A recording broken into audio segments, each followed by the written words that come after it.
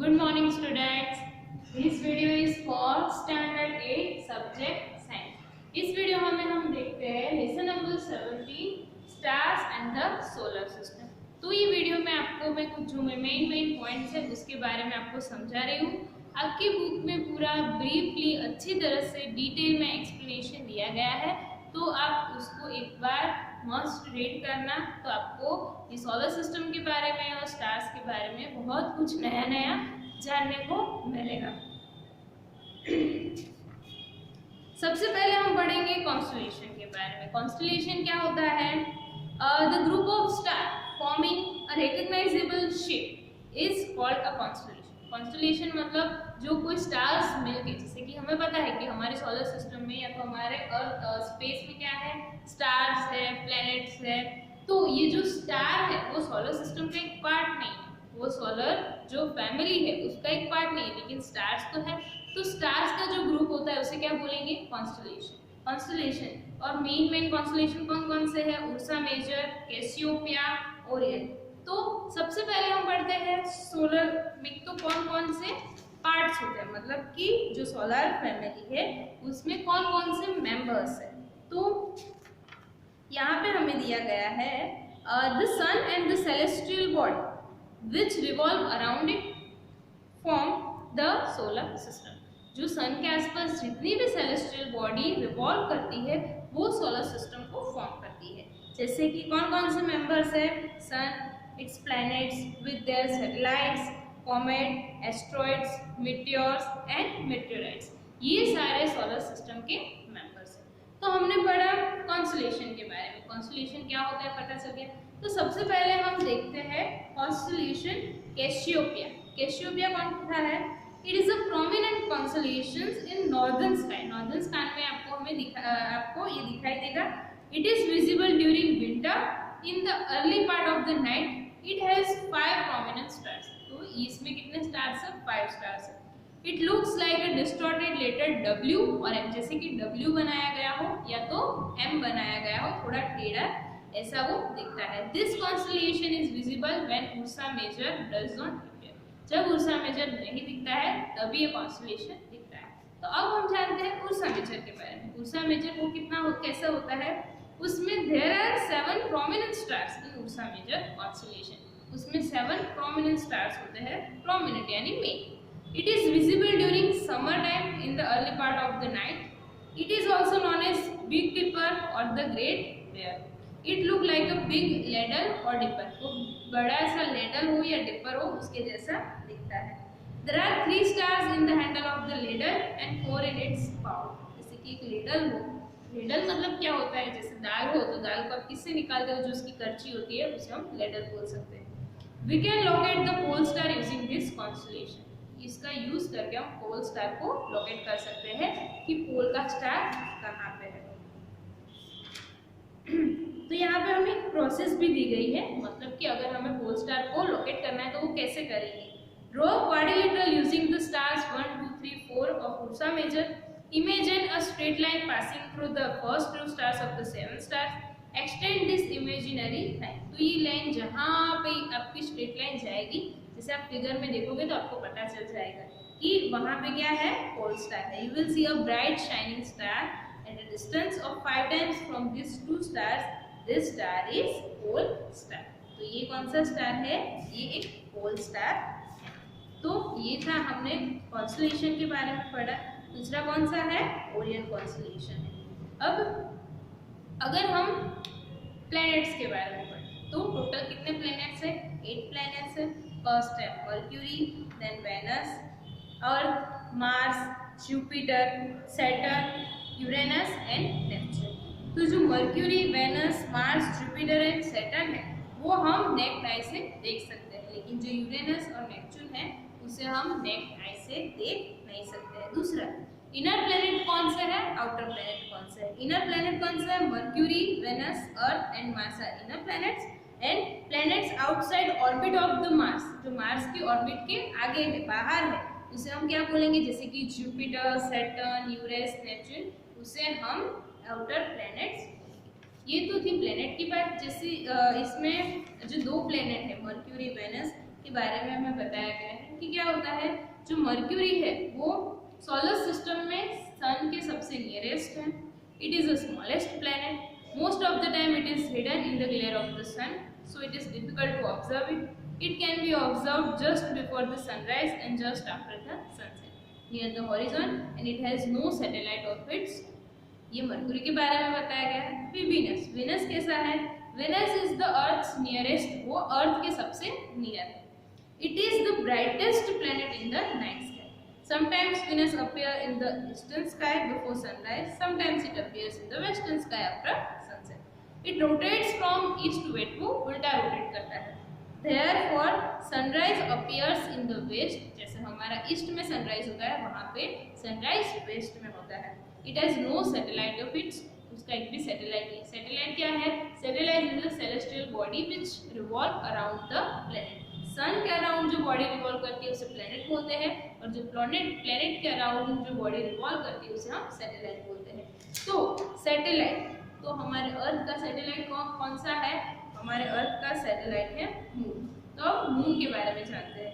Moon is a natural satellite of the earth.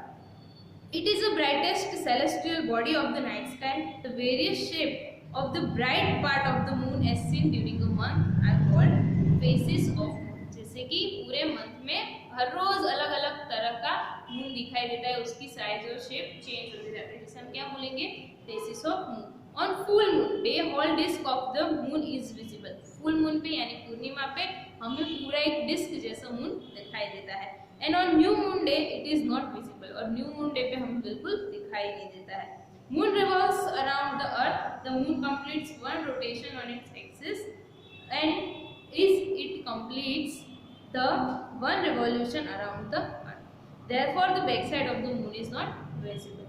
There are many craters and large number of steep and high mountains are on the surface of the moon. Moon पे बहुत सारे craters और high mountains हैं. दूसरा, faces of moon हमारी life में क्यों important है? क्योंकि उसके ऊपर ही हमारा पूरा हिंदू जो कैलेंडर है वो डिपेंड करता है. बहुत सारे ऐसे फेस्टिवल जैसे दिवाली, होली, महाशिवरात्रि, गुरु पूर्णिमा, ये सारे मून के फेसेस पे डिपेंड करते हैं. तो ये था हमारे अर्थ का नेचुरल सैटेलाइट. तो ऐसे मैनमेड सैटेलाइट भी होते हैं जो इंसान ने बनाए हुए हैं. वो क्या करते हैं, हम स्पेस में जो अर्थ की ऑर्बिट है उसमें छोड़ देते हैं.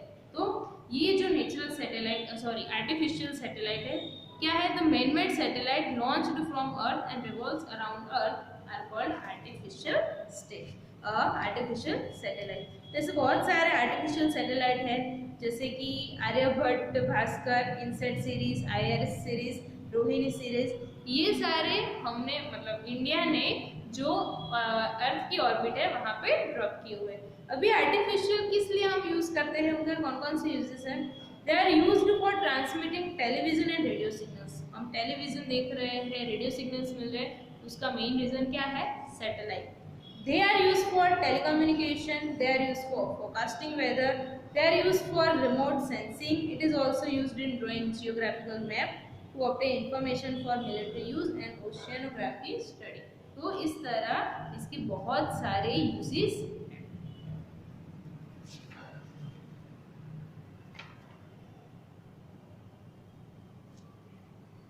हाँ, और एक दूसरी बात, जो डिस्टेंस है, जैसे कि एक स्टार से दूसरा स्टार कितनी दूर है, अर्थ से स्टार्स कितनी दूर है, ये प्लैनेट्स कितने, तो ये जो मेजर है वो किस में मेजर किया जाता है? किलोमीटर, मीटर में नहीं होता है, क्योंकि इतनी बड़ी अर्थ है और जो स्टार है उससे इतने मिलियंस ऑफ किलोमीटर्स दूर है, तो हम उसे इजीली नहीं कैलकुलेट कर सकते. इसीलिए हम क्या यूज करते हैं?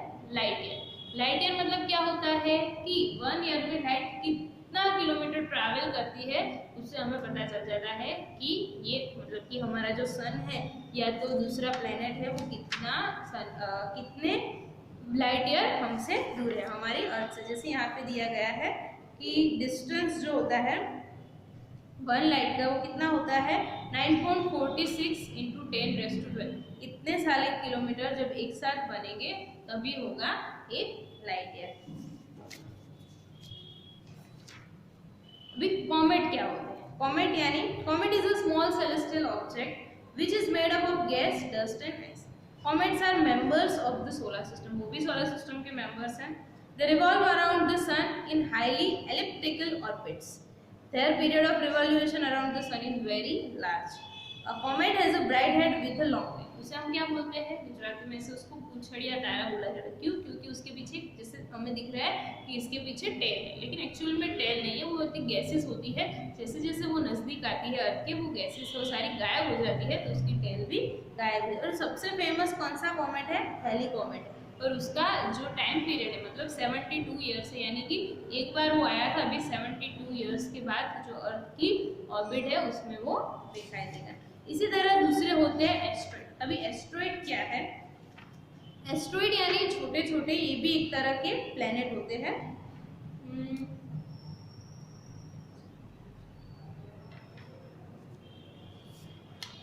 जो मोस्टली कहाँ पे दिखाई देते हैं? मर्क्यूरी और वेनस है उसके बीच की जो जगह है वहां पे दिखाई देते हैं।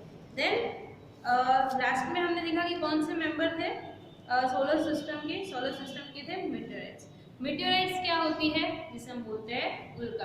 तो वो जैसे ही हमारी अर्थ की ऑर्बिट में एंटर करती है तो ग्रेविटी की वजह से वो चल जाती है और गायब हो जाती है। लेकिन कुछ ऐसी मतलब एक टाइप के पत्थर होते हैं, स्टोन्स होते हैं बड़े बड़े, और अगर वो हमारी जो अर्थ है उसकी रेंज में आएगी, यानी ग्रेविटी में आकर अगर पूरे पूरी जल नहीं जाएगी और नीचे अर्थ पे गिरेगी, तो हम उसे क्या बोलेंगे? उल्काशिला यानी मेटेओराइट्स।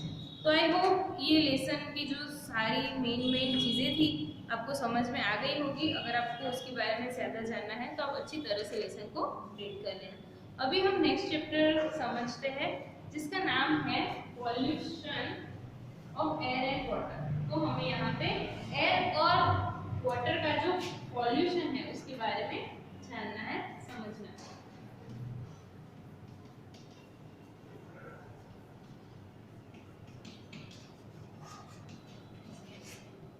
तो सबसे पहले हम जानेंगे ग्रीन हाउस इफेक्ट के बारे में। ग्रीन हाउस इफेक्ट क्या होती है? Green house effect is one of a natural phenomena जो नेचर में ही होती है।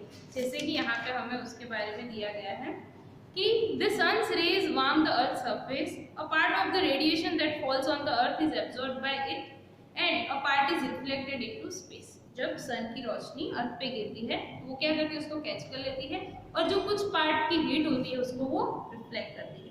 A part of the reflected radiation is trapped by the atmosphere. Atmosphere में जो कार्बन डाइऑक्साइड है ये जो हीट है उसको ट्रैप करके रखता है, मतलब वापस जाने नहीं देता है। The trapped radiations further warm the earth, और फिर से वो अर्थ को वार्म करते हैं। A glass house is prepared in some nursery where the sun's heat is allowed to get in but is not allowed to get out. यानी कि एक ऐसा ग्लास हाउस बनाया जाता है जिसमें हम हीट डाल सकते हैं लेकिन वो बाहर नहीं आ सकती। तो इसकी वजह से दोनों में सेम पोजीशन हो रही है। इसमें भी क्या हो रहा है? अर्थ में कार्बन डाइऑक्साइड की वजह से जो वापस जाना चाहिए वो हीट है वो वापस नहीं जाती है और ट्रैप हो जाती है, और ग्लास हाउस में भी ये जो रेडिएशन है उसको ट्रैप किया जाता है। तो इसकी वजह से दोनों का सेम प्रोसेस है, इसकी वजह से हम इस इफेक्ट को क्या बोलेंगे? Green house. फिर दूसरा पॉइंट है, अभी जब ग्रीन हाउस इफेक्ट को ज़्यादा, ऐसे तो एक नेचुरल ही है, लेकिन अगर कार्बन डाइऑक्साइड ज़्यादा बढ़ जाएगा तो ग्रीन हाउस इफेक्ट ज़्यादा हो जाएगी, तो हीट है वो बहुत ज़्यादा भी। इसका कन्वर्जन यानी इसका रिजल्ट क्या होगा? Global warming. ग्लोबल वार्मिंग क्या है? The average temperature of the Earth's atmosphere is gradually increasing, धीरे धीरे बढ़ रहा है। This is called global warming. Effects of global warming. Global warming की वजह से क्या होता है? Melting of snow at polar region more rapidly. जो पोलर रीजन है उसका जो स्नो है वो पिघल जाएगा। सी लेवल्स टू राइज, जो सी लेवल है वो इंक्रीज हो जाएगा। In many places coastal areas have already been flooded, flood आ जाता है। Global warming would result in wide ranging effect on the rainfall patterns, agriculture, यानी बहुत तरीकों से उससे हमारी जो पूरी एटमॉस्फेयर है उसको हार्म कर सकता है। इसलिए हमें ये जो ग्लोबल वार्मिंग है उसको डिक्रीज करना चाहिए। अभी what are the different ways in which water gets contaminated? Water है वो कैसे कॉन्टेमिनेट होता है? तो फर्स्ट है untreated sewage directly disposed into the river. Second है industrial waste containing harmful chemical discharge into rivers and streams. Pesticides and insecticides are used to protect crop washed out with rainy water and enter the water body.